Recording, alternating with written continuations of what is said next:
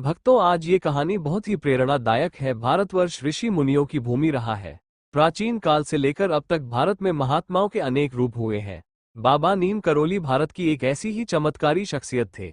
देश विदेश में फैले उनके अनुयायी उन्हें भगवान हनुमान का अवतार मानते हैं। हालांकि वो जीवन भर दिखावे से दूर रहे। व्यक्तित्व से वे सादगी और सदाचारपूर्ण जीवन जीने वाले व्यक्ति थे। एक साधारण व्यक्ति की तरह रहने वाले बाबा भक्तों को अपने पैर भी छूने नहीं देते थे। वे उन्हें हनुमान जी के पैर छूने के लिए कहते थे। आध्यात्मिक संत, महान गुरु और दूरदर्शी नीम करोली बाबा पर भक्तों की गहरी आस्था है। उन्हें नीम करोली बाबा और महाराज जी भी कहा जाता था। आम जनता के साथ ही राजनीति, खेल, बॉलीवुड और हॉलीवुड की दुनिया से कई नामी हस्तियां बाबा के आश्रम में दर्शन के लिए पहुंचती हैं। उनके संबंध में अनेक प्रकार की अविश्वसनीय चमत्कारी कहानियां प्रसिद्ध है। आज हम उनके संपूर्ण जीवन परिचय की जानकारी देने जा रहे हैं। करोली बाबा का असली नाम लक्ष्मी नारायण शर्मा था। उनका जन्म 1900 के आसपास उत्तर प्रदेश के फिरोजाबाद जिले के पास अकबरपुर गांव में एक ब्राह्मण परिवार में हुआ था। उनके माता का नाम कौशल्या देवी शर्मा और पिता का नाम दुर्गा प्रसाद शर्मा था, जो एक बहुत बड़े जमींदार थे। 11 वर्ष की आयु में नीम करोली बाबा का विवाह एक समृद्ध ब्राह्मण परिवार की लड़की राम बेटी से हुआ था।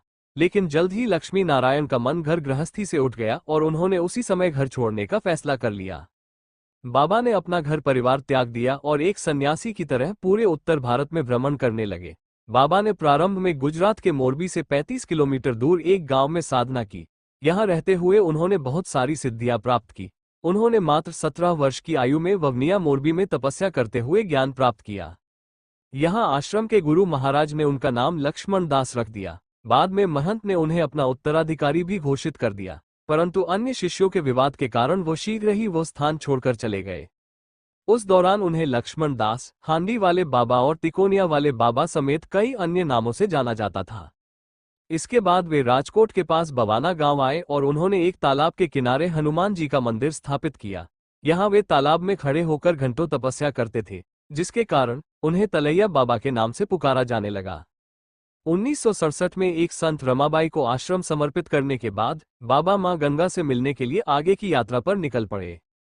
बाबा मां गंगा मैया के दर्शन करने के लिए टूंडला से फर्रुखाबाद जाने वाली ट्रेन के प्रथम श्रेणी में यात्रा कर रहे थे। लेकिन जब टिकट चेकर आया तो बाबा के पास टिकट नहीं था। तब टिकट निरीक्षक ने उनका अपमान किया और उन्हें अगले स्टेशन नीबकरोरी पर ट्रेन से उतार दिया। बाबा भी बिना किसी विरोध के शांतिपूर्वक ट्रेन से उतर गए। फिर बाबा कुछ दूर जाकर एक नीम के पेड़ के नीचे अपना चिपटा जमीन में गाड़कर बैठ गए। इसके बाद अधिकारियों ने ट्रेन चलाने का आदेश दिया और गार्ड ने ट्रेन को हरी झंडी दिखाई, लेकिन ट्रेन अपनी जगह से 1 इंच भी नहीं हिली। जब काफी कोशिशों के बाद भी ट्रेन नहीं चली तो बाबा को जानने वाले स्थानीय मजिस्ट्रेट ने अधिकारियों से कहा कि वे बाबा से माफी मांगे और उन्हें सम्मान के साथ अंदर ले आए। ट्रेन में सवार अन्य लोगों ने भी मजिस्ट्रेट की सलाह का समर्थन किया।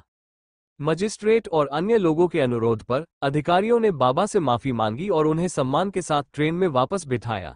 बाबा के ट्रेन में बैठते ही ट्रेन शुरू हो गई और चल पड़ी। उनके साथ उस गांव के कई लोग गंगा मैया में स्नान करने जा रहे थे। उन्होंने बाबा से अपने गांव में ही रहने का अनुरोध किया। तब बाबा ने ग्रामीणों से एक गुफा बनवाने को कहा।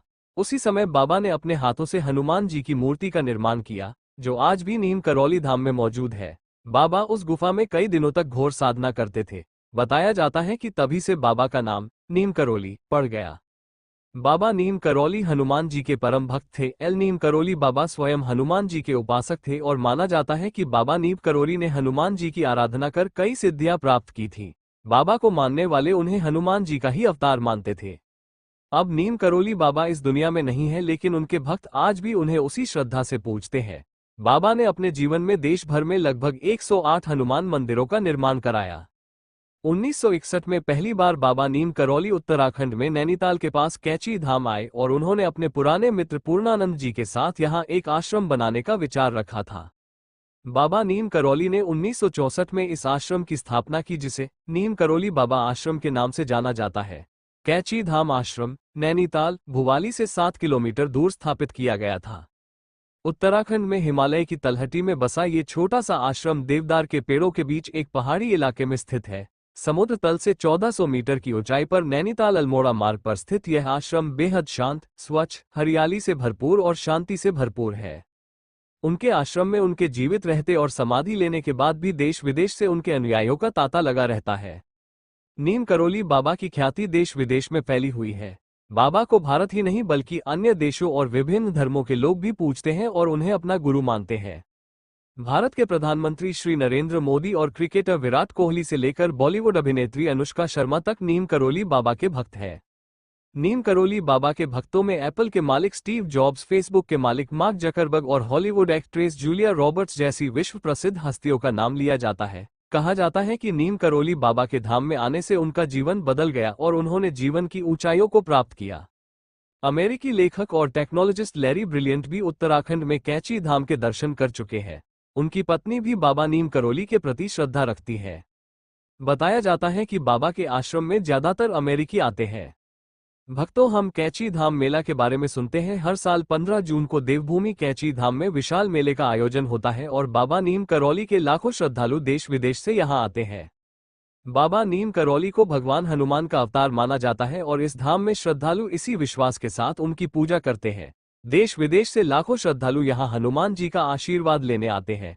इस स्थान पर बाबा के भक्तों द्वारा भगवान हनुमान जी का एक भव्य मंदिर भी बनाया गया है। बाबा नीम करौली स्वयं हनुमान जी के अनन्य भक्त थे और उन्होंने देश भर में हनुमान जी के कई मंदिर बनवाए थे। यहाँ हनुमान मंदिर समेत 5 अन्य देवी देवताओं के भी मंदिर हैं। बाबा नीम करौली का देहावसान 11 सितंबर 1973 की सुबह वृंदावन के एक अस्पताल में बाबा ने अपना शरीर त्याग दिया था। बताया जाता है कि उस रात वे आगरा से नैनीताल जा रहे थे, लेकिन सीने में दर्द और अन्य स्वास्थ्य समस्याओं के चलते उन्हें वृंदावन स्टेशन पर ही उतरना पड़ा। अंतिम समय में उन्होंने स्वयं गंगाजल पीकर अपने शरीर का त्याग किया। नीम करौली बाबा की जागृत समाधि आज भी वृंदावन में स्थित है। यह एक ऐसा दिव्य और जागृत स्थान है जहां कोई भी भक्त जो मन्नत मांगता है वो खाली हाथ नहीं लौटता है। यहां बाबा नीम करौली और हनुमान जी की भव्य मूर्तियां भी स्थापित की गई है।